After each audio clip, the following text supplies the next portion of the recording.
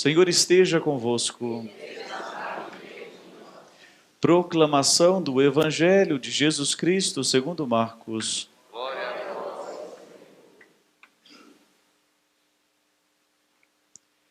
Naquele tempo, Jesus atravessou de novo numa barca para outra margem. Uma numerosa multidão se reuniu junto dele e Jesus ficou na praia. Aproximou-se então um dos chefes da sinagoga, chamado Jairo. Quando viu Jesus, caiu a seus pés e pediu com insistência: Minha filhinha está nas últimas. Vem e põe as mãos sobre ela, para que ela sare e viva. Jesus então o acompanhou. Uma numerosa multidão o seguia e o comprimia. Ora, achava-se ali uma mulher que há 12 anos estava com uma hemorragia. Tinha sofrido nas mãos de muitos médicos, gastou tudo o que possuía e, em vez de melhorar, piorava cada vez mais. Tendo ouvido falar de Jesus, aproximou-se dele por detrás, no meio da multidão, e tocou sua roupa. Ela pensava: se eu ao menos tocar na roupa dele, ficarei curada. A hemorragia parou imediatamente e a mulher sentiu dentro de si que estava curada da doença. Jesus logo percebeu que uma força tinha saído dele e, voltando-se, no meio da multidão, perguntou: Quem tocou na minha roupa? Os discípulos disseram: Estás vendo a multidão que te comprime e ainda perguntas: Quem me tocou?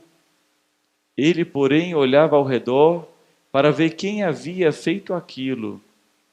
A mulher, cheia de medo e tremendo, percebendo o que lhe havia acontecido, veio e caiu aos seus pés e contou-lhes toda a verdade. Ele lhe disse: Filha, a tua fé te curou. Vai em paz e fica curada dessa doença. Ele estava ainda falando, quando chegaram alguns da casa do chefe da sinagoga e disseram a Jairo: Tua filha morreu. Por que ainda incomodar o mestre? Jesus ouviu a notícia e disse ao chefe da sinagoga: Não tenhas medo, basta ter fé. E não deixou que ninguém o acompanhasse, a não ser Pedro, Tiago e seu irmão João. Quando chegaram à casa do chefe da sinagoga, Jesus viu a confusão e como estavam chorando e gritando, então ele entrou e disse: Por que essa confusão e esse choro? A criança não morreu, mas está dormindo. Começaram então a caçoar dele, mas ele mandou que todos saíssem, menos o pai e a mãe da menina e os 3 discípulos que o acompanhavam. Depois entraram no quarto onde estava a menina. Jesus pegou na mão da menina e disse: Talita cum, que quer dizer: Menina, levanta-te.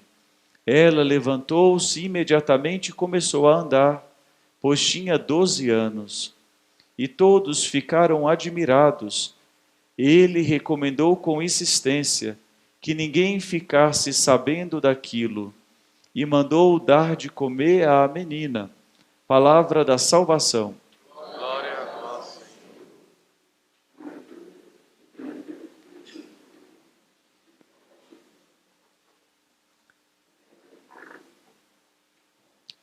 Não tenhas medo, basta ter fé. Boa noite, irmãos. Bem, irmãos, nós hoje acompanhamos a ressurreição que Jesus faz da filha de Jairo, e no meio da história da filha de Jairo entra aquela mulher, a hemorroísa. Alguma coisa nos deveria chamar a atenção, porque a mulher já sofria dessa hemorragia de sangue há 12 anos. E depois essa menina havia 12 anos. É interessante a precisão que o evangelista coloca nesse número 12, porque é o número da totalidade do povo. Ou seja, a experiência dessas duas mulheres é a experiência do povo de Deus, que faz a experiência do limite. O limite da vida biológica, o limite que gera a vida do pecado. Aqui nós temos dois tipos de doença nessas duas mulheres. Uma doença da alma. Nós sabemos que no tempo de Jesus a hemorragia era um sinal de impureza. Então, no fundo, aquela mulher manifestava naquele sangramento contínuo uma impureza da alma. E ao mesmo tempo nós vemos a morte daquela menina, mesmo que temporário, mas uma morte que também manifesta uma vida de pecado. A morte é a consequência do pecado. Nós escutamos assim da boca de São Paulo. Ou seja, irmãos, nós vemos nessas duas mulheres, nessa menina e nessa mulher, aquilo que o pecado é capaz de fazer em nós. O pecado é capaz de marcar a nossa alma, destruir a nossa relação com Deus. Mas também o pecado é capaz de destruir a nossa vida sobre esta terra, gerando a morte biológica. Mas é interessante essas duas pessoas, agora o pai, o Jairo, e depois essa mulher, que os dois têm também duas medidas, respostas muito parecidas. Os dois têm medo. E isso é uma consequência do pecado, a tristeza. Realmente, às vezes, nós não entendemos uma tristeza que brota dentro de nós. A gente até fala, mas olha, estava tudo tão bem até agora, estava tudo tão normal, mas nasce uma tristeza, uma angústia interior, que a gente vai perdendo o sentido das coisas. Mas para que isso, né? Será que vale a pena tudo isso? Mas até quando vai durar tudo isso? Mas por que comigo? Será que então não seria melhor estar em outro lugar, estar fazendo outras coisas? E a gente começa a pensar então que aquela tristeza é um sinal que nós estamos no lugar errado. Mas a gente se equivoca que a tristeza não é um sinal que nós estamos no lugar errado. É que tem alguma coisa que precisa mudar. Não significa o lugar. Esse é um pouco, nós vamos tentando nos blindar, né?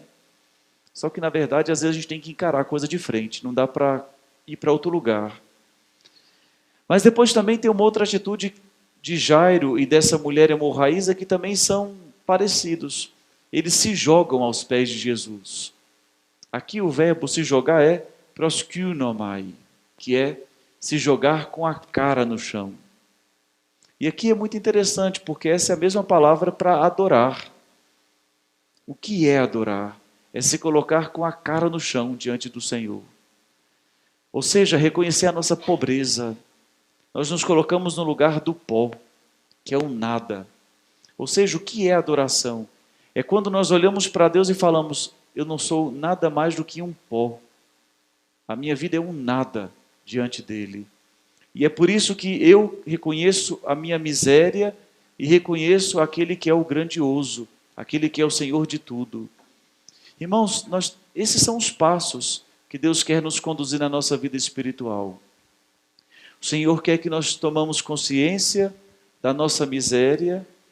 O Senhor quer nos indicar que essa tristeza nos pede uma atitude, não de fuga, mas de abraçar aquela dor e entender que a solução é se jogar diante dele. E saber que se a minha condição me coloca na miséria, ele depois me levanta. E aqui é bonito, porque quanto a menina será levantada, quanto a mulher será levantada. E o verbo grego aqui é egeiron, que é o mesmo verbo da ressurreição. Ele é levantado da mansão dos mortos. Olha que maravilha. Ao mesmo tempo que o nosso coração contrito nos coloca no chão, a graça de Deus nos coloca em pé. Irmãos, não tem coisa mais maravilhosa do que essa atitude. Quem se joga é levantado por Deus. Não é à toa que, em uma antiga tradição da confissão, os penitentes se colocavam de joelhos. E depois do sacerdote da absolvição, o sacerdote pegava nas mãos do penitente e levantava o penitente. É isso que nós vemos hoje aqui. Se a miséria nos coloca no chão, a graça de Deus nos coloca no alto. Porque se o pecado nos faz rastejar, a graça de Deus nos faz vislumbrar o céu. Irmãos, Coragem.